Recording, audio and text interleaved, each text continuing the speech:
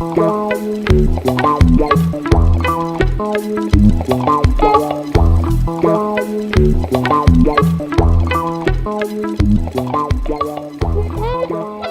would like to start by thanking all the organizers for this wonderful opportunity to speak in this lovely place.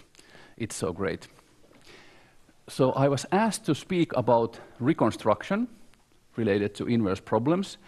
Of course, it's a quite wide topic, so I decided to approach it pretty much in the same way than I do with Jennifer Mueller in our recent book, where we first treat linear inverse problems and then nonlinear inverse problems, because they kind of use a bit different approaches. Let me circulate this one so you can take a look. It's the same stuff. And do we have discount? Of course. And the codes, the MATLAB codes to compute this stuff, they are available freely in the internet. So it's a way to get started for you if you're interested in making numerical reconstructions. I will make comments on that during the talk. So let me mention that I represent the Finnish Center of Excellence in Inverse Problems Research. As you see, we try to cover the map of Finland with inverse problems research groups. This is how well we are doing now. Mikko Salo comes from here, and I come from here. And let me also mention something about my background. It may be a little bit unusual, because I used to work in the industry as well. That's why my work has a strong applied component. I really like to do stuff that works with real data and produces useful images for people in application areas. Mostly I'm interested in medical imaging, but these methods work also for other things. Yes. So, inverse problems are opposites of direct problems. This is kind of the very basic diagram of what this field is about. We have some objects, we measure some data. The direct problem is usually the simpler one. Given an object, determine what kind of data we get from it. It's kind of a data model, the direct problem. The inverse problem is, given data, even with data with some errors or noise in it, how to go back to the object, even approximately. And let me give you a couple of examples to kind of explain this very general diagram. So this is my first example. We have a black and white photograph, a positive one. Those of you who know what photographic film is, the photograph used to look like this, the film looked like this, and then we had to make a positive photograph out of it. It's just it's the negative image. We can subtract this one from a constant and we get that one. So it's a very simple forward map, linear. This is another imaging-based example. We have here a sharp photograph. If we focus our camera badly, we get something like this. And we can model this phenomenon mathematically by convolution with some kind of smooth test function. So our forward map takes a sharp image, blurs it with a convolution, and we get something like this. And the inverse problem would be to sharpen this one to get this back. This is already a much harder problem than the previous, but this is also linear. This is a topic I will be talking in much detail in this first part. So here I just mentioned that this is the so-called Shep-Logan phantom, a numerical phantom of a cross-section of a person's head. And this is a simulated radon transform, or the so-called sinogram of it. So the idea would be, given the sinogram, compute this kind of image. We will see how to do that. This is also a linear inverse problem. Then let's move to nonlinear ones. This is a conductivity distribution, kind of lungs and heart. We will also talk in the second part a lot about this problem. It's also called the Calderon problem or inverse conductivity problem. We make some electrical boundary measurements.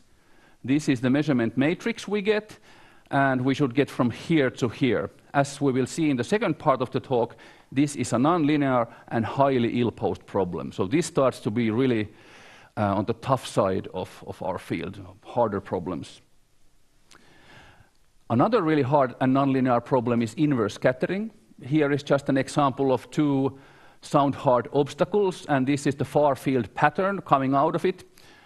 And the inverse problem would be given something like this: how to find out what kind of sound-hard obstacles were there in the space to produce that kind of a far-field pattern. Nonlinear, ill-posed. Very interesting problem. This is a kind of mathematical framework for inverse problems. We have a so-called model space X, and we have a domain of the forward map, which is this black curve here. We have a forward map, like we saw many of them in the previous examples. And here we have the object X mapped with the F. So this is our ideal infinite precision measurement data, Fx. It belongs to the range of the forward map, obviously, which I drew as a black curve like here. And now the inverse problem is, given data, which in general is not in the range of the forward operator because of noise, but it's somewhere in the data space Y. So given this one, we should find X back. However, in the most interesting inverse problems, F doesn't have a continuous inverse map, even restricted to the range. So what to do? How to find X back from that kind of noisy data M? Let me mention a few problems, or kind of the division to well-posed and ill-posed problems, according to Adamad.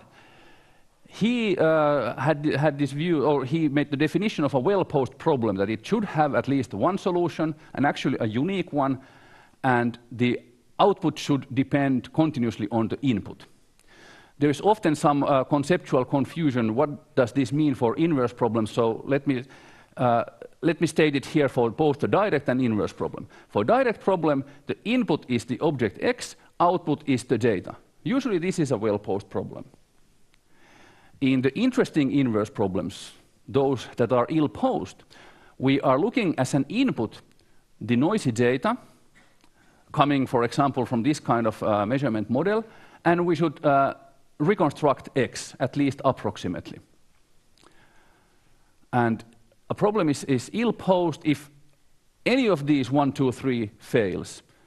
For most of practically interesting inverse problems, all of the 3 fail. Let me quickly say that about these ones, this is a well-posed problem. Going back and forth is equally stable, so there is no ill-posedness in either way. So this is kind of uninteresting as a direct and inverse problem pair. But this one, this one, this one, and this one are ill-posed. We have trouble with all these 3, 1, 2, and 3 Adamad conditions. So what should we do to solve an inverse problem? The solution of an inverse problem from the applied point of view is give instructions what to do when we have the data, a set of instructions, what steps to make to get an approximation to the object. And these instructions need to have a mathematical theory, which is called regularization theory. We will take a deeper look at the definitions involved. And the second one, extremely important from the applied point of view, everything has to be constructive, and we have to be able to make a computer algorithm, a finite, everything with finite objects, finite number of steps, implementable in a programming language. Let me also mention that in ill-posed inverse problems, namely the interesting inverse problems, we have trouble with Adamad's conditions, usually 1, 2, and 3. 3 is maybe the most hard one. We cannot make a stable reconstruction from just the data. This is just a fact of the field of inverse problems.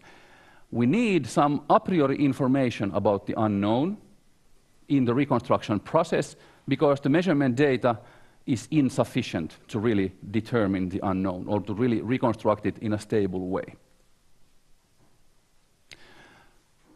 To do that, we need a regularization strategy that looks like this.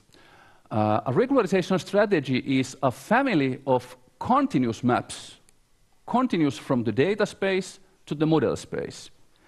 They are parameterized by alpha, a positive real number called the regularization parameter, and the choice of the parameter needs to be described as a function of delta. Delta is the a priori known maximum size of the noise. This is usually something we can calibrate from our measurement device.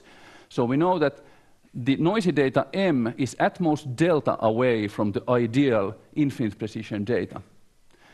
So regularization strategy is a family of maps that will asymptotically give the right reconstruction when the noise level goes to 0. So this is the technical. We'll take a bit more technical look at the actual definition later as well. But such a gamma alpha is a solution to an inverse problem, and it should be constructed in a way that it can be implemented with a computer as well. So now, in my talk, we will look at two cases. We look at linear forward maps, especially X-ray tomographic imaging, which is a linear inverse problem, and the methods I'm showing will apply to any linear inverse problem. Then we look at nonlinear forward maps, and the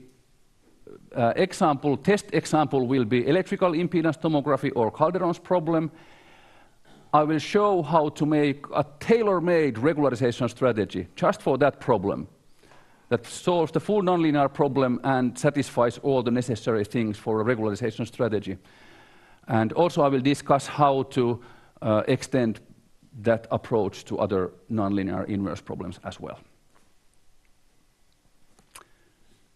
Any questions at this point before we move on to the linear part?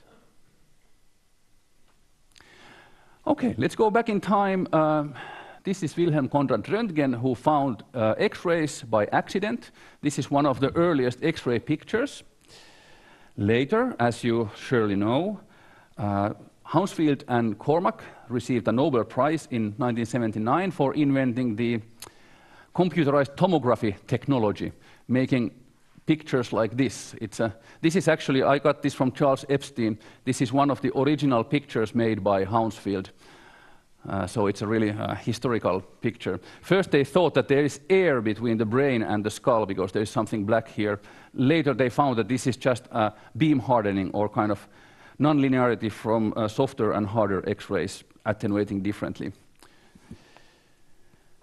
Of course, as you probably know, there is a theoretical precedent from 1917. Johann Radon solved the problem of recovering a function from its line integrals. However, for some reason, it took like 50 years for this idea to start helping people in hospitals. I think it's an opportunity in workshops like this to make sure that new theoretical ideas will find their ways to helping people quicker. So this is standard practice in today's hospitals. People are put into a measurement device like this. An X-ray source and detector rotates around the person, and we get slice images. These days, they actually use some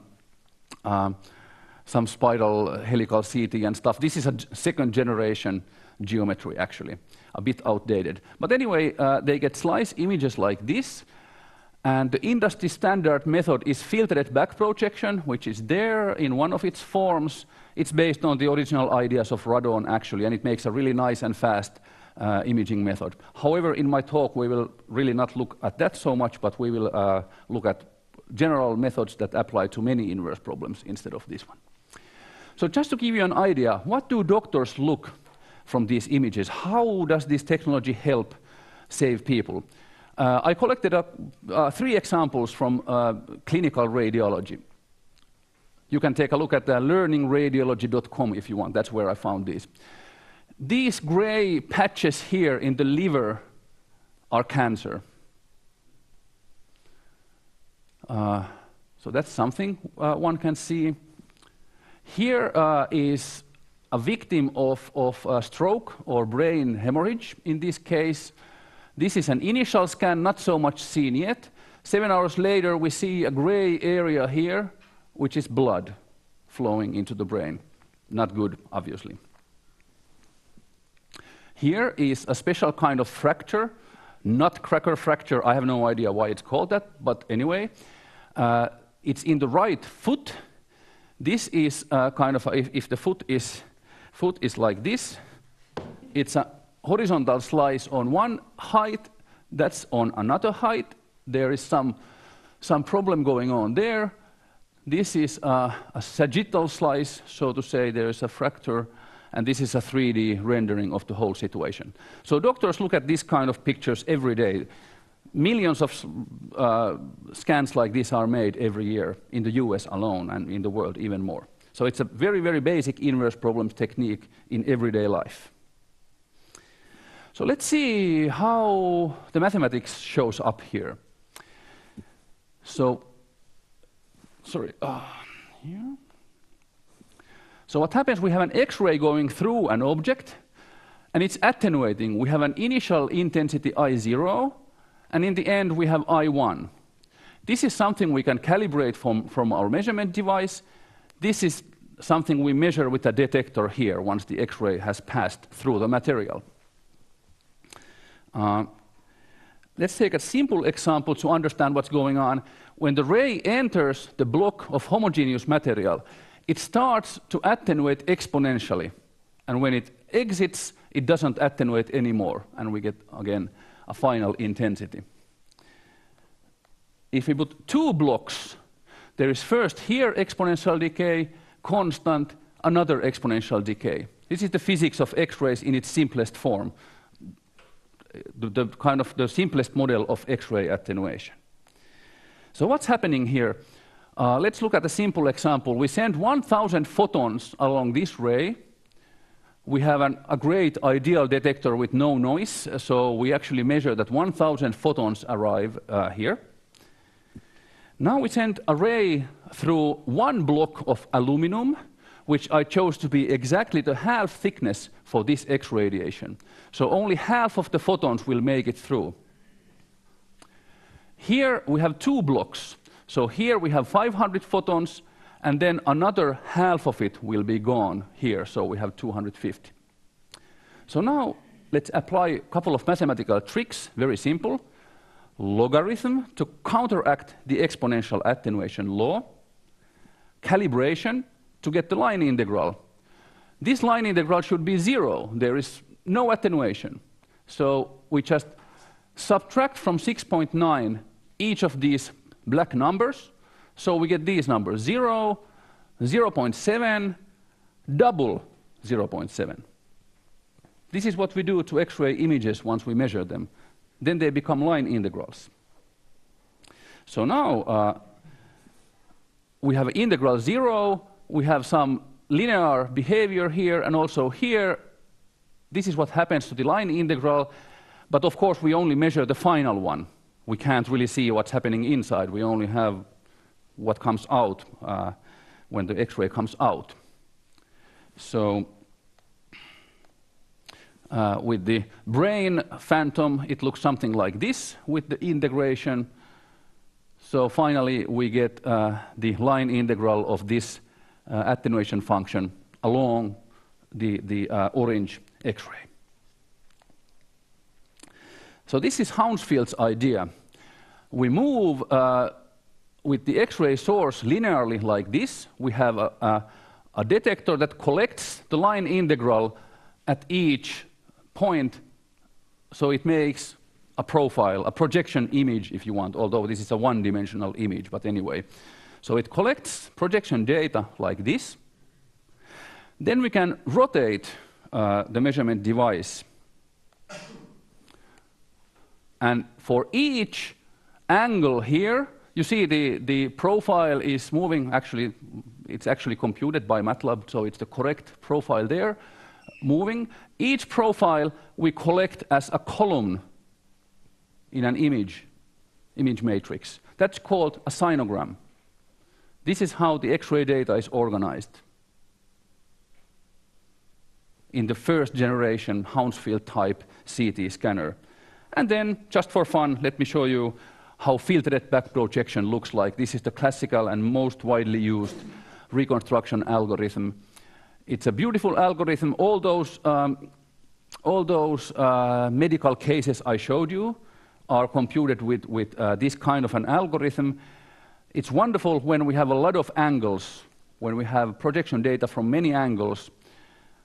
But if you have sparse data, only here and there, only let's say 10 images, then the method is not so good anymore. But it's really good when it's applied to data according to its assumptions. So meaning dense angular sampling. Let me just mention another advertisement. I have an X-ray laboratory now at our department, jointly with the physics department. So it has an X-ray source detector. For example, we can put some object in the machine, and we will get a very detailed X-ray image. So if you are at all interested in X-ray tomographic research, please come and visit us in Helsinki. You can measure your own data with an Easter egg, whatever you want, and you can reconstruct it. Okay then, let's take now a mathematical look at the inverse problem. Now we took a look of the forward problem and the mathematical model of X-ray imaging. Now let's take a look at the inverse problem a bit more. And I will not be working with the radon transform and filtered back projection and stuff like that. I will discretize the problem. Two reasons. First, like I said, filtered back projection is not good for sparse data problems, which I'm most interested in. Second, when we discretize and develop a methodology for that, it will apply to any linear inverse problem, not related to X-rays, any linear inverse problem whatsoever. So in this case, now let's shoot an X-ray here and assume that this our square-shaped patient who has 9 inner organs, all nicely shaped as squares, and the side of the square has length 1. Then we can interpret our calibrated data as summing up these, so it's like 1 times 4 plus 1 times 4 plus 1 times 5. So now our horizontal X-ray image is formed like this. It's a row sum of this matrix. We can turn our device, we get column sums, and we can turn some more. Now in this perfect diagonal alignment as a node to the great Pythagoras, we have here square root of 2 appearing, the length of the path of the X-ray inside each pixel. So this is the direct problem. If we are given the black numbers, we can easily compute the blue numbers. This is the inverse problem. We measure the blue numbers. It's like Sudoku. What should we put inside so that it matches? It really is like that. The mathematics of X-ray tomography, it's one huge Sudoku. Of course, in practical problems, we have tens of millions of these and millions of data points, so it's a big Sudoku. But anyway, at the core of the problem, there is that kind of a Sudoku. So just a simple point, if we have fewer data, this is very sparse. We have only 6 X-rays going through, which is even less than the number of pixels. By linear algebra, we know there cannot be a unique solution, and there isn't. So if we have these data, actually there are at least these 3 patients giving exactly the same measurements. So there is non-uniqueness. We need a priori information. For example, the uppermost guy has 1 negative value. That we know by a priori information to be not true, because the X-rays would get stronger inside that pixel and not weaker, which we know physically to be the case. But of course, in a practical big Sudoku problem with millions of unknowns, we can't really rely on this kind of an easy approach. We need something systematic, a systematic way to add a priori information. So let's construct our measurement model for building up the regularization approach.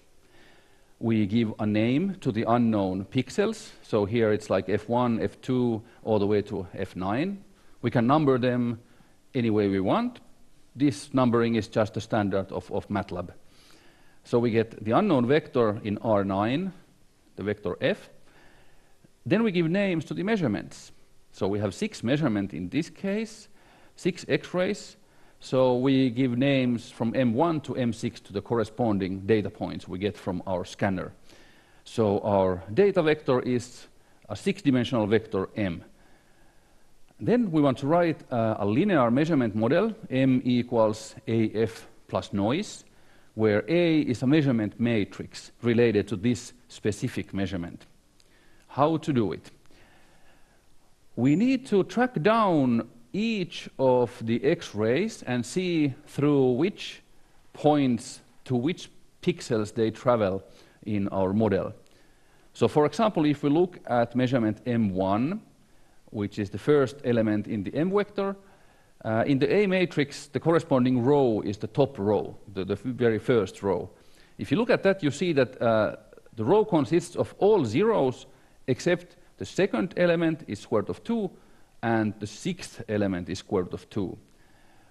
That's because the X-ray M corresponding to M1 travels diagonally through pixel F2 and pixel F6.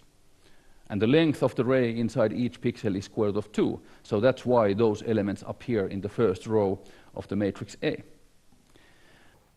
And let me mention that actually in this Hounsfield's original image, he didn't bother with this Pythagoras thing at all. He just took 1 in the matrix if the ray went through a pixel and 0 otherwise. And still he got a quite nice picture. So, but that's how it should be. Inverse problems, reconstruction methods should be robust against modeling errors. Okay, so now let's take a little bit bigger example. So here, another patient like this, 32 by 32 matrix. Let me take some data. You see the sinogram again. That's where the name comes from. Those look a little bit like sines. Now we have the unknown. F is a vector in this space. We just number the pixels in this. We discretize this by 32 by 32. And the data has this size, the sinogram.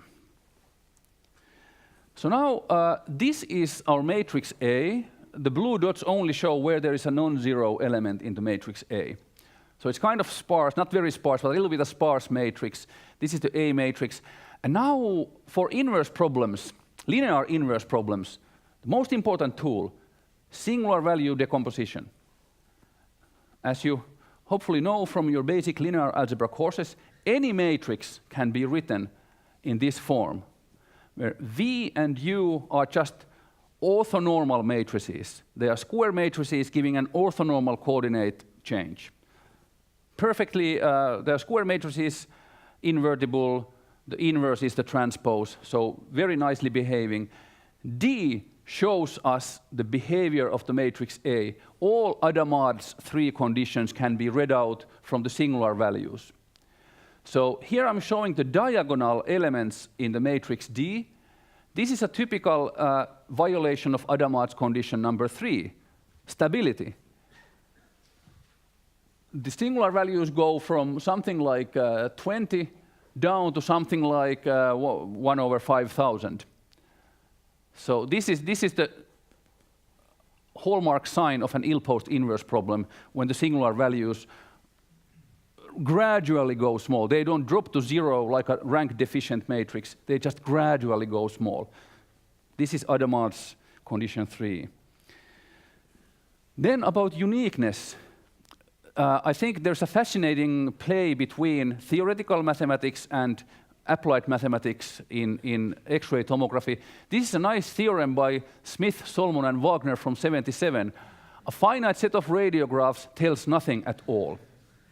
However, we just saw 3 radiological cases where the doctors could very well see what was wrong with the patient. So we can definitely see a lot from a finite number of radiographs. In practice, we always have a finite number of data. So what is going on here? We can even see a discretized look at this situation. So here I'm showing you six patients that give almost the same data. Not completely the same, but almost the same. If you really work with a continuum, like functions at R2, not discretized, we would have these ghosts or invisible features computed in this theorem.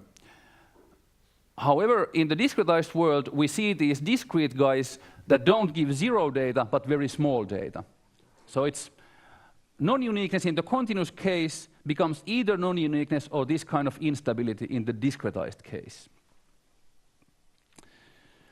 So remember these things we should have for the inverse problem. Given the data M, we should have a unique F that gives back M, and going from M to F should be continuous for the problem to be well posed. All of these fail typically. But in a linear inverse problem, we can analyze the situation in a very simple way. So any matrix, any linear operator works like this in between finite dimensional, so between Rn and Rk. So we have the matrix can have some kernel, maybe. Here are a couple of dimensions in the kernel. They will be mapped to zero. They will just disappear. These dimensions here are mapped bijectively. And then there may be something here in the range, so there could be some dimensions that are outside the range of the matrix A. This may be empty, and this may be empty, but this is kind of a general picture anyway. So, Adamar's problem number one, there should exist a solution. If the data is outside the range, there is no solution for the inverse problem. Adamart number two, uniqueness. If A has kernel, we can add some vector in the kernel to F, and the data doesn't change. So that's non-uniqueness. Adamart's condition number three is about this bijection here. This is a bijection, but is it a stable one or not? It's a little bit more delicate question, this Adamart's condition number three, for discrete, finite inverse problems. We can take a look at it by writing down the singular value decomposition, and I will give a special name to dr, which is the last strictly positive singular value. They may all be strictly positive, and they may start to be zero at some point on. This is a very general, this holds for any matrix.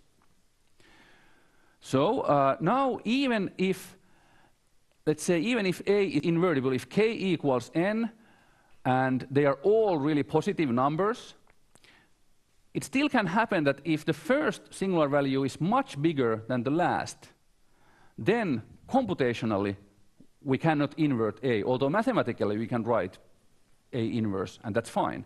But computationally it's not fine. And we can see it from the behavior of the singular values. And we saw it here.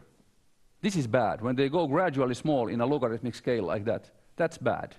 That's ill-posedness in Adamart sense number three. One way to reconstruct is the so-called minimum norm solution using the Moore-Penrose pseudo-inverse, basic least squares theory, but it fails for ill-posed inverse problems. It takes care of both Adamart's conditions 1 and 2.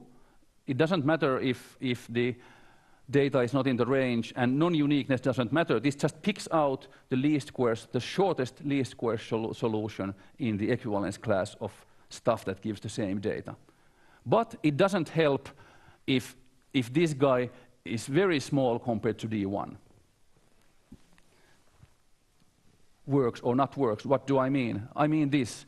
So I take this one, you saw the sinogram, I add 0.1% noise, very small noise, and I apply the Moore-Penrose pseudo-inverse.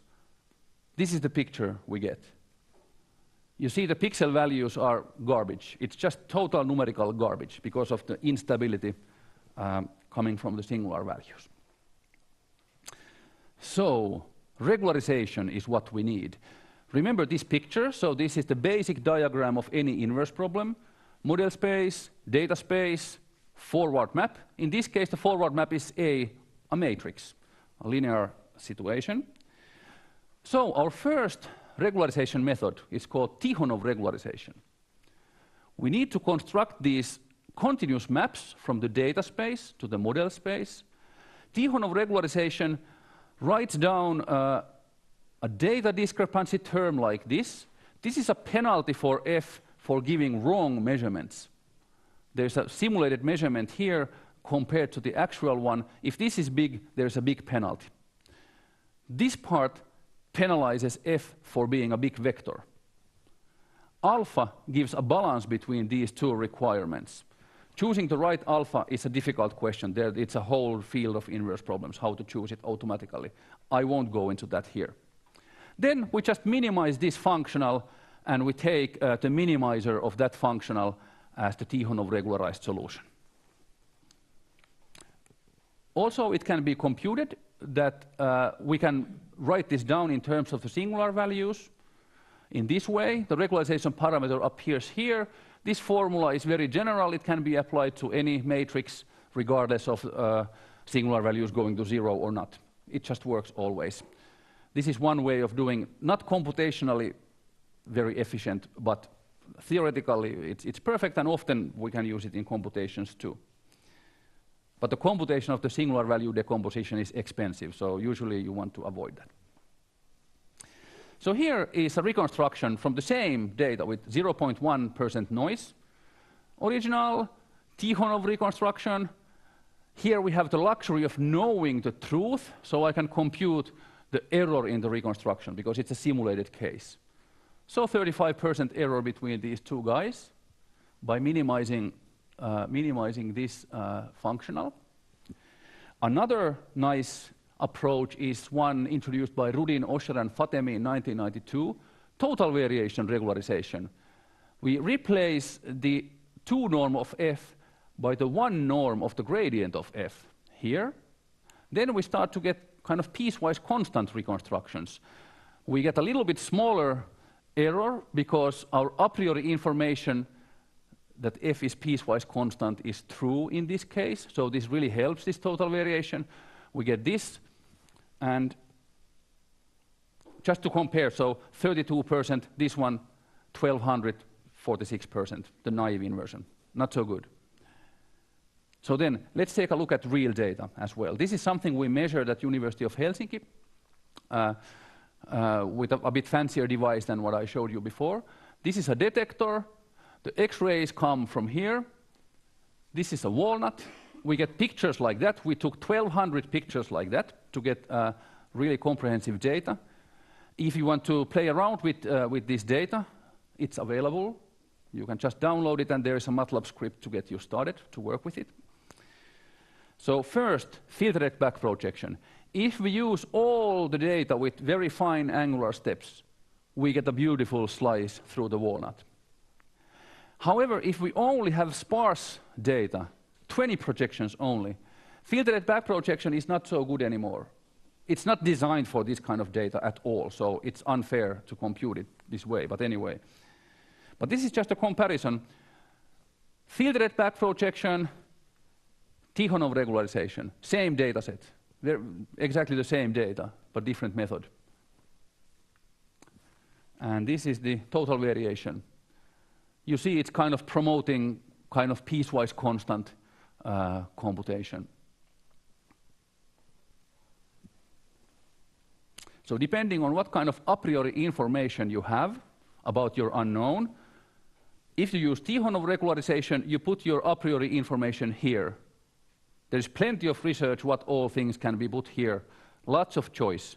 The idea is to put a priori information here, measurement information here, and then it's a combination of those two, which is the only way to stably, robustly solve inverse problems. So the take-home messages from this X-ray imaging part is, uniqueness doesn't save us. Even if we have an injective forward map, the singular values can go down, violating Adamard's condition number 3. So proving uniqueness shows that there is no trouble with Adamard's condition number 2, well, except that the data is not in the range of the forward map. So uniqueness is not enough to solve the inverse problem. And also, if there is non-uniqueness, we don't have to stop there. Our regularization strategy just needs some more information, because we need to pick out the best representative from the equivalence class of objects giving the same data. So the regularization will fight both the instability from the singular values, which is Adamard's number 3, and it will also fight possible non-uniqueness if it has enough a priori information to use. So, as I said, from the applied point of view, the solution of the inverse problem is the instructions how to go from data in a noise-robust, continuous way back to the object. Okay, what's my time situation? I think. You have 15, 20 minutes left. Oh, excellent. In that case, okay, so, well, the first part, it's pretty much the first part we covered here. And if you like this stuff at all, you can take all the MATLAB codes of the book and the open data set, and you can get started with this stuff. That's what we aim for, putting everything available so that you can start working with this if you want. Okay, and then let me give you one example of inverse problems in action, in industrial reality. This is something I worked on between 2000 and 2012, pretty much. After my PhD in '99, I went to work with this company, Instrumentarium Imaging, later bought by GE Healthcare. Later, the X-ray dental part was sold as a Palodex Group, and this is a Finnish technology agency who funded all of the projects. So it was a crazy thing. The company name kept changing. The people were pretty much the same, and we worked to make this kind of new dental imaging product. So, sorry for another gross image, maybe the grossest so far. So, sometimes people may be missing teeth. This guy, I don't know, maybe an ice hockey player or something, but it can happen to anybody. My friend Pasi went to a dentist, and the dentist said that there's something wrong with the roots of one of the teeth. We have to take it away. He said, no, don't take it. I mean, I need it. Don't take it. But the dentist said, no, we can't leave it there because it will create trouble for you if we leave it there. So we just have to pull it. So that's what they did, and these days it's possible to get an implant. An implant is put in so that there's first drilling. So here this picture is a cross-section at this part of the jaw. So the dentist needs to drill a hole where a titanium screw like this is screwed, and then on top of this one there is an artificial tooth attached. These are pretty good these days, I've been told. But there's an important thing here. If the dentist drills too deep, there's a nerve here. There's a channel that goes here. There's a nerve. Actually, it comes out around here, so if you're interested, you can find there's one place around here that hurts more than other parts. That's where the nerves come to the surface or outside the bone. So you shouldn't drill too deep, because if the nerve is damaged, there will be partial paralysis of the face, chronic pain, expensive lawsuit for the dentist. So, how many millimeters is safe to drill? That needs to be known. So one option could be to use the basic workhorse of any dentist, so-called panoramic dental imaging device. I'm sure many of you have been in a device like this. You put your head inside here. This thing will rotate around the head. There's an X-ray source here, and here is a narrow detector, 2,000 pixels vertically, 64 horizontally, and with a clever geometric movement-based idea, actually invented by Professor Paatero, a Finnish guy who worked in University of Helsinki in the 40s and 50s. He invented this machine. So it will pick out a sharp layer that goes inside the dental arc. So all of the teeth can be seen, even the temporomandibular joint, which is the end of the jawbone, that can be seen, sinuses. It's kind of a general overview of all the dental and facial hard tissues. But it's not good for measuring this depth of drilling, because there is some geometric distortion in this image. There is a fan beam geometry vertically and parallel beam horizontally because of the geometry of the image, so you can't really measure the millimeters from there. So what we did in the project, we programmed some new movements for this machine. It started moving in a completely new way. It used the narrow detector to scan an image like this, because there is no two-dimensional detector, there is this narrow detector. We made it move like that. Then it collects 11 images like this. But because of the head in there and how the machine can move, there's a geometric restriction. We cannot image from all around. So we have to deal with a limited angle tomography case. It's a much more ill-posed problem actually than the full angle. It's a really seriously ill-posed problem, limited angle tomography. Well, our machine produces 11 images, 40 degrees total opening, which is very, very limited angle. We have 1 megapixel pictures, and the unknown vector in our Sudoku has 7 million unknown numbers. So we wrote an algorithm based partly on total variation and also some Fourier domain tricks to make a good enough reconstruction. So now the idea is that this picture is part of a panoramic image. This is just for navigation, showing with the green line where this cross-section is taken in the jawbone. This is the limited angle reconstruction. Now, those of you who know microlocal analysis know that if we have an object and we image it by X-rays from limited angle like this, we can see those parts of the boundaries in a stable way that are tangented by X-rays. And then, if we make a 3D volume and cut it this way, we will actually see some singularities at these points. If we would cut it this way, we would see a smooth function and no information. So this is why we see anything at all in this limited angle result. So here we see the nerve channel. Here the doctor can see how many millimeters, and there is no distortion here geometrically, so it can be reliably used.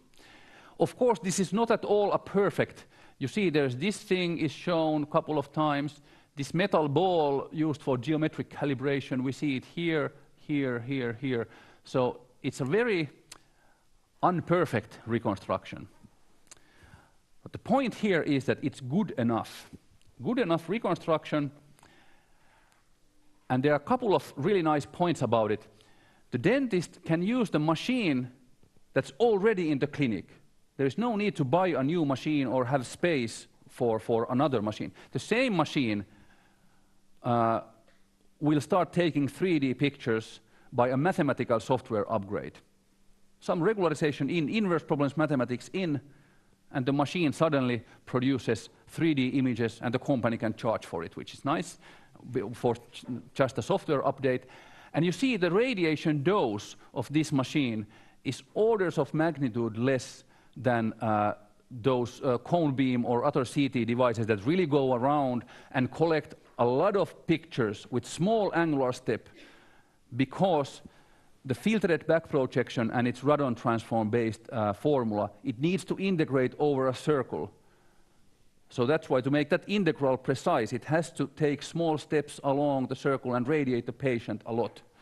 Here we use the mathematics to save the patient from radiation and just make not perfect but good enough reconstruction. So this is one of the ways how inverse problems mathematics can help patients. They get less radiation. It can be economically nice for the company because it makes a technologically new product. And it leads to some exciting new mathematics as well. Okay, I think my time is pretty much up. So let me just mention that these are the basic books about this stuff. If you want to learn about these, I think these are almost all the relevant books for the application side of tomography. I hope I can make it, well, these slides will be available either from here or and also on my website, so you can check these out if you want. Also, I would like to advertise Per Christian Hansen's excellent toolbox for three-dimensional X-ray tomography based on total variation. The researchers in my team have been using this with great success. It's really, I think, really great that Per Christian's group made this available. Okay. I think that's pretty much it for the linear part with the X-ray tomography. Maybe let me mention that the methods I talked about will apply to any linear inverse problem that has a forward map written as a matrix. So it's kind of a general, although I showed examples with X-rays, these methods will apply to any linear inverse problem. Deconvolution, many others. Okay.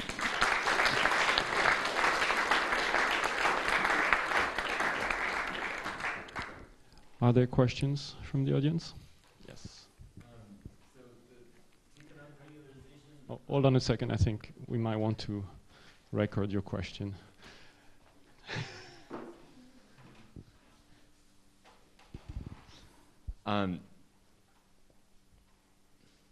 Is the Tikhonov regularization much more computationally intensive when you have too much data, let's say? You can. What's important is you should be able to, instead of writing the forward map as a matrix, it's better if you can just have an algorithm that takes a vector f as an input and then produces the vector af as an output. For just a given vector, it will compute this vector. Mm-hmm. Often it doesn't need to construct this matrix. Oh. For example, in Tikhonov regularization, the back projection times the projection matrix, this is needed, but both of them can be implemented, for example, with graphics cards, just by computing the projections and then back projection without any matrices. Mm-hmm. And then you can use, for example, conjugate gradients to very quickly minimize the quadratic penalty functional. So then it can be taken to really large scale, I mean, millions of unknowns. So this is kind of an alternative to filtered back projection, which doesn't use the structure of the problem. It is. And if you have a lot of data with little angular steps, then it's pretty much the same which method you use. The filtered back projection is great, and it's much faster. It's still much faster. Okay. So then you should use it. But if you have sparse data or limited angle data, then probably some regularization method will be better than filtered back projection. Other questions? Well, if not, let's thank the speaker again.